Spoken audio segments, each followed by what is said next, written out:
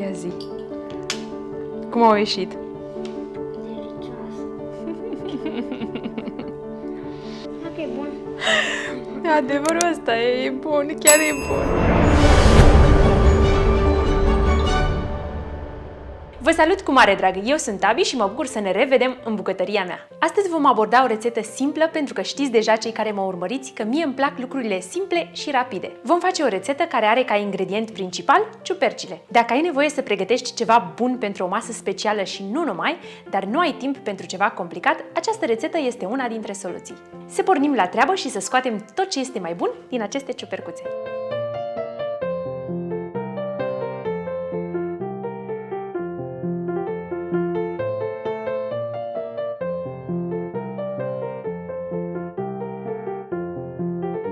Pentru această rețetă am folosit 500 g ciuperci champignon, 120 g cașcaval, 200 g tofu afumat, 2 cepe, 2 căței de usturoi, 2 linguri ulei de măsline, pătrunjel verde, sare și piper după gust. Mai întâi, spălăm ciupercile și codițele acestora. Ne asigurăm că nu rămâne pământ pe ele. Curățăm ceapa, usturoiul și morcovul.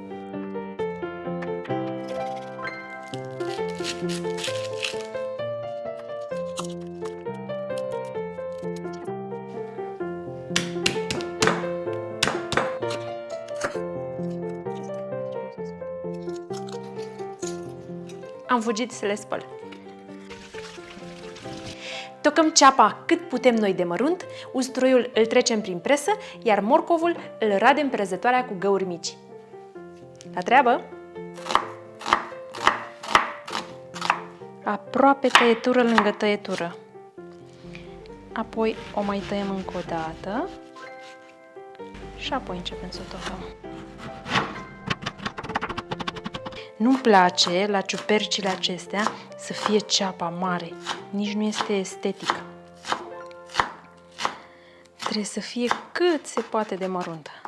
Pun ceapa înapoi în bol ca să-mi organizez tocătorul și să le liberez. Punem și morcovul într-un bol.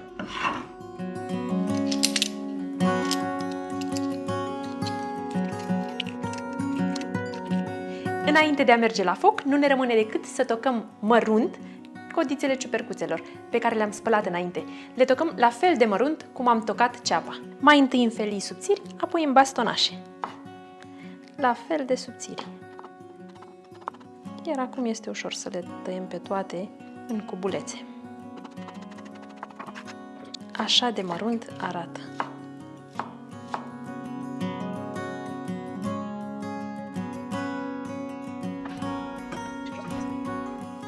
Tăiem și pătrunjelul mărunt.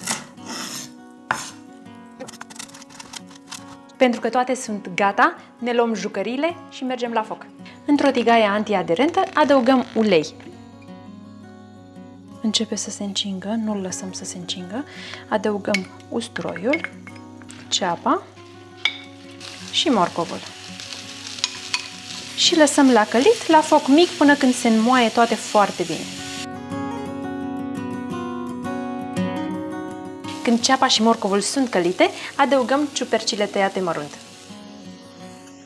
Lăsăm iarăși la foc mic până când se călesc și acestea. Călirea legumelor durează aproximativ 10-15 minute. Este gata? Arată foarte bine, îmi place tare mult, nu trebuie decât să punem pătrunjel și piper. Nu adaug sare pentru că eu am un tofu care este foarte sărat, este un tofu afumat și foarte, foarte sărat. Okay. Adăugăm numai pătrunjel și piper. Mă speriasem că n-am luat ce trebuie. Iar tofu îl radem pe răzătoarea cu găuri mici. Păstrăm din toful acesta 1-2 linguri pentru decorat deasupra. Gata. Restul îl amestecăm în tigaie. Amestecăm bine, potrivim gustul de sare, piper și ce mai vreți voi, condimente, și este gata umplutura. Eu ador această umplutură. Îmi place atât de mult. Este bună așa goală. Este foarte bună. Nu adaug sare în plus, pentru că toful este foarte sărat. Ca să fie și la noi frumos, punem amestecul acesta, umplutura aceasta, într-un bol. Ce bine arată! Și n-a ieșit nici sărată, pentru că tu mereu spui că asta este sărată. Am pregătit o tavă pentru cuptor în care vom pune ciupercuțele noastre. Mie îmi place totuși să le curăț de coajă. Dacă nu vreți să le curățați de coajă, trebuie să faceți suficient loc în interior. Mie îmi place că în felul acesta fac mult loc ca să pot să pun umplutură cât mai multă.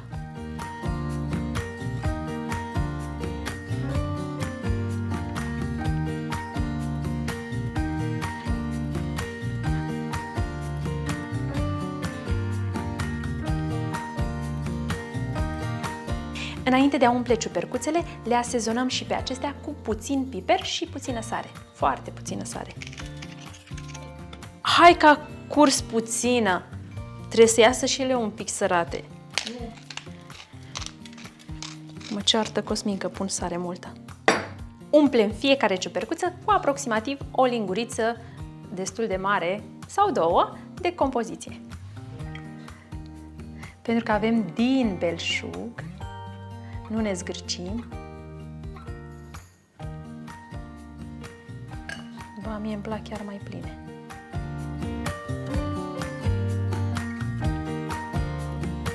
În funcție de cât de mari sunt cepele și morcovul, vă mai rămâne puțină compoziție pentru pofticioși și nerăbdători.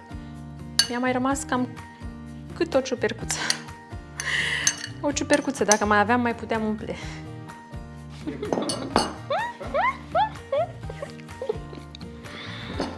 Ce bună e! Cu grijă să nu le doborâm, punem la cuptorul preîncălzit la 180 de grade Celsius la programul cu ventilație. Pentru aproximativ 15-20 de minute.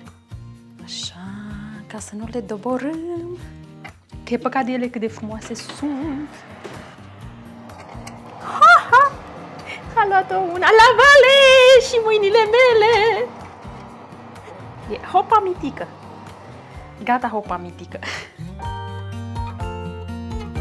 Le-am scos după 15 minute ca să adăugăm puțin cașcaval și puțin tofu.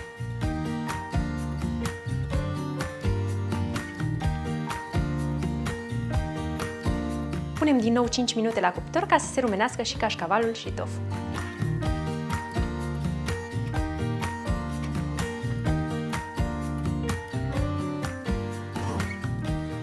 Mamă, ce bine miros! Arată și foarte bine. Numai gata să gust eu. Miroase și foarte bine. Uite, s-au mai stricat pe aici. Bineînțeles că eu le-am pus multă umplutură. Dacă nu vă place cu atât de multă umplutură, puteți să puneți un morcov mai mic și o ceapă. Dar nu-i nimic. Arată foarte bine.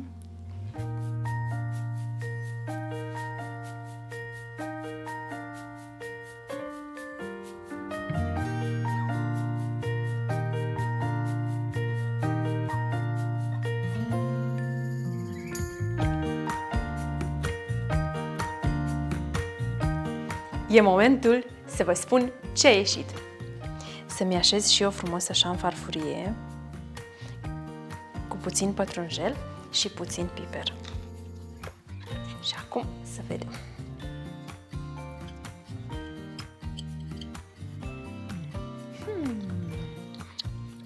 Hai să vedem dacă și ciuperca este bine pregătită. Că de arătat arată foarte bine. Este coaptă de desubt. Perfect! Gust desăvârșit! Cine iubește ciupercile, iubește sigur și această rețetă. Sper să vă placă și să o încercați. Vrei să guști? Cu ciupercuța așa cu tot. Yummy! Așa zic și eu, yummy! Stai așa să le așezăm frumos.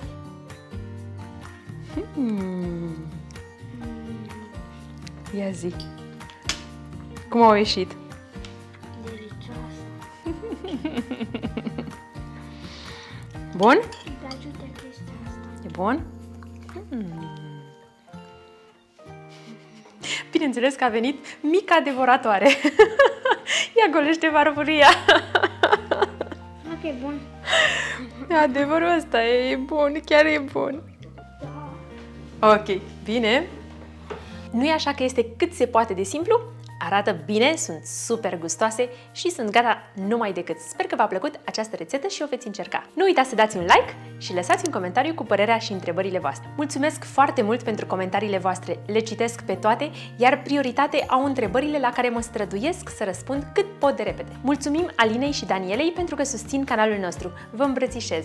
Dacă te-ai uitat până aici, ți-a plăcut și încă nu te-ai abonat, apasă butonul de abonare și intră în comunitatea noastră. Până data viitoare, nu uitați, mâncarea are alt gust atunci când o gătești cu plăcere. La revedere!